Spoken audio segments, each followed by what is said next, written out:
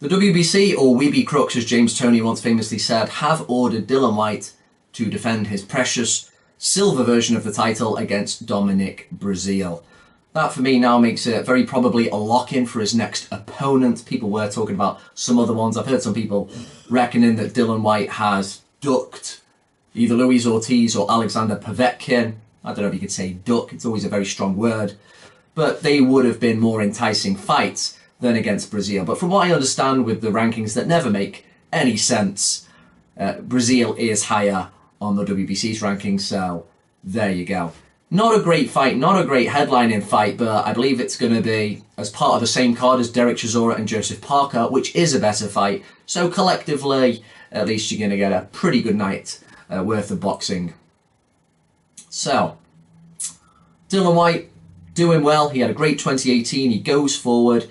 He's not a dummy. He knows he's high up in the rankings here with the WBC, and he will definitely be keeping one eye on the Fury-Wilder rematch. Fury wins. He knows he could possibly get a shot against Fury, so he did reject the AJ rematch. He's keeping his options open, and it's absolutely critical if this fight gets made that he makes this juncture, because it would really suck at this point to get beat by Breazeale. But it's not impossible. Breazeale is a very tough, big old lug who, for all of his sloppiness, the fact he's got very good punch resistance, and he is gutsy, and he can just lean on you and sap your energy. He's got a spoiling type of style that could cause trouble for Dillian Whyte if he doesn't really manage to blast him with one big shot, or he doesn't really get the fight by the scruff with his steadily improving boxing ability. So it's not a sure thing. AJ was partly able to get Breazeale out of there without too much trouble, yeah, because of his physical assets, but he's very good at his combination punching, and he didn't allow him to get off the hook, so he could really drill him and trap him with combinations. Dillian Whyte really isn't a combination puncher. He has an okay job and he'll throw shots to the body, but it's more singles. He's got a good uppercut and, of course, a very good left hook.